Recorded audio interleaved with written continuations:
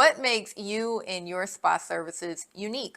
If you don't know, you're about to, and it couldn't come any sooner, because knowing this will help your spa stand out without the need to compete on price.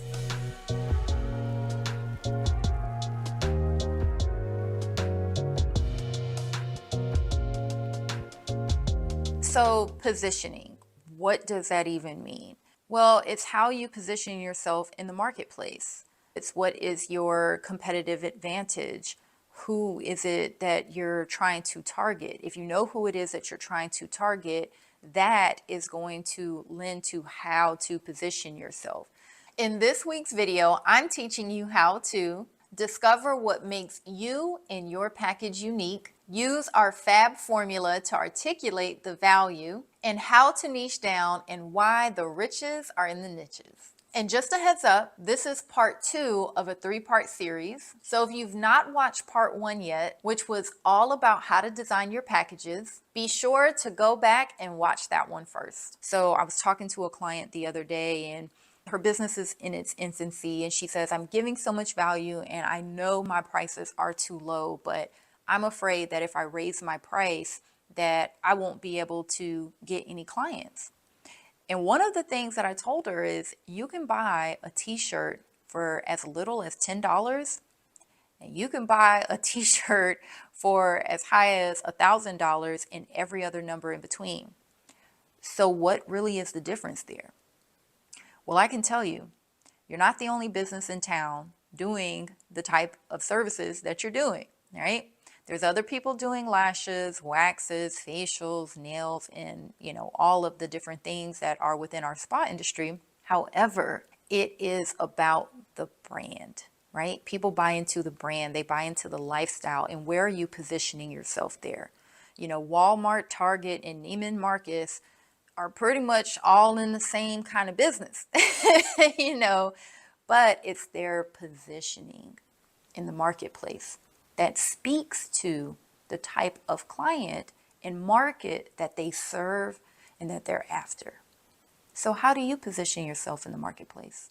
The thing about when you're developing packages that are at a higher price tier and it's designed for a higher caliber of clientele, it is critical that you're able to articulate the value behind that.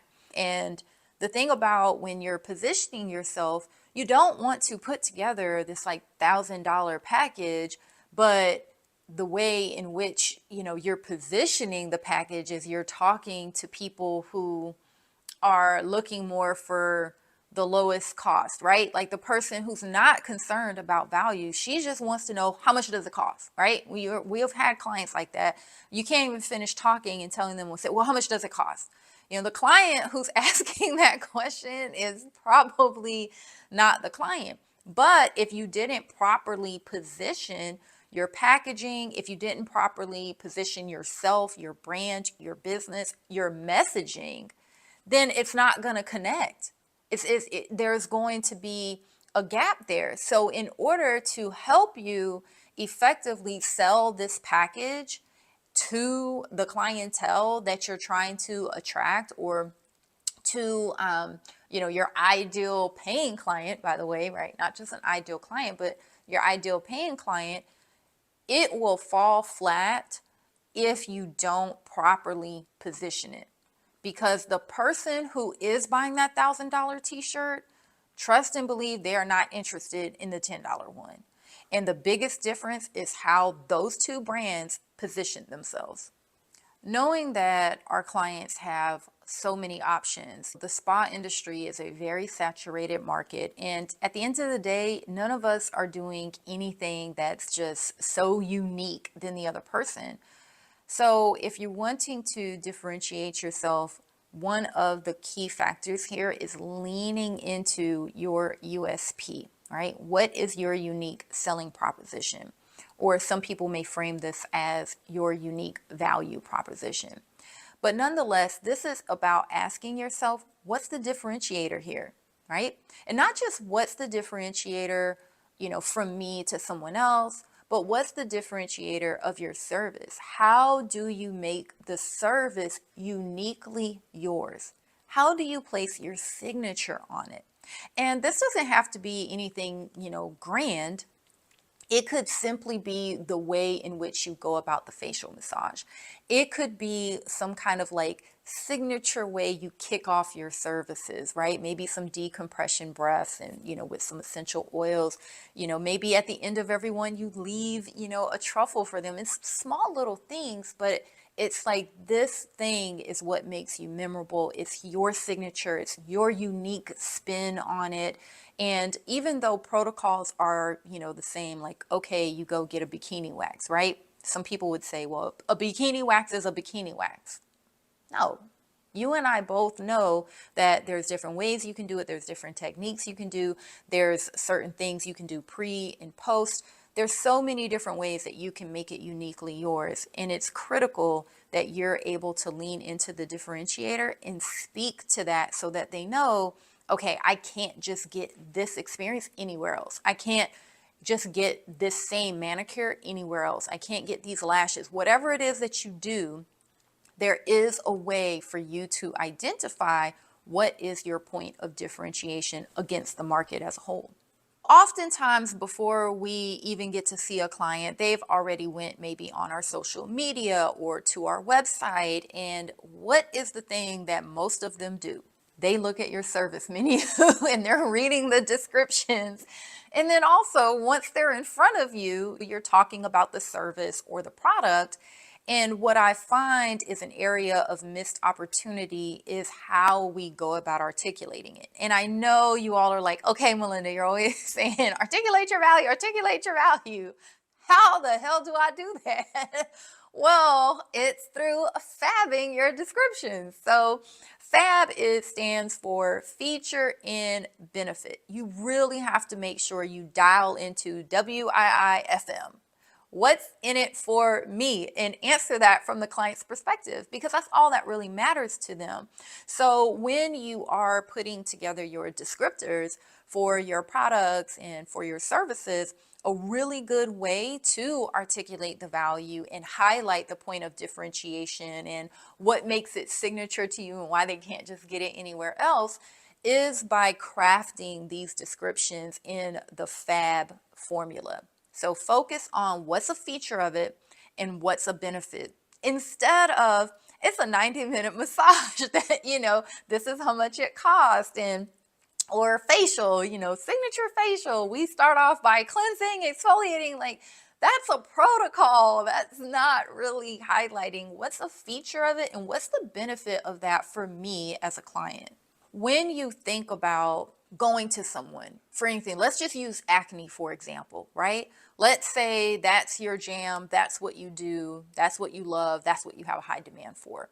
But you just refer to yourself as an esthetician. I'm a licensed esthetician. Well, that's very general. And there's a lot of licensed estheticians out there. What you really want in terms of when you're positioning yourself and what makes you unique, lean into a specialty. Your riches are in your niches. So if you are trying to position yourself and you're focused on setting yourself apart from the marketplace, even the language that you're using and your descriptors, you're really highlighting what makes you, your brand, your service unique and all of that jazz.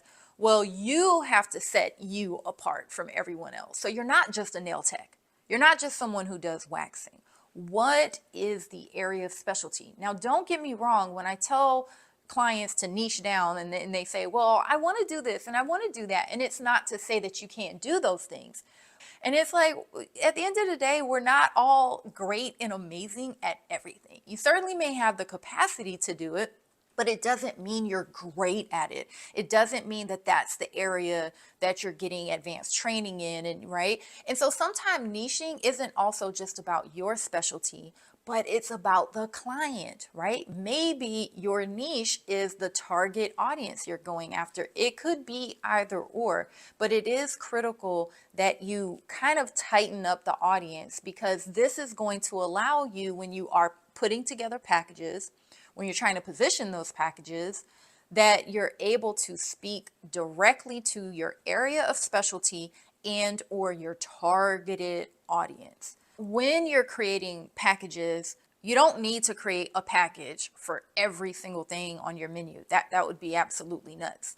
However, you certainly should have packages or treatment plans that are very, very specific to your area of specialty, right?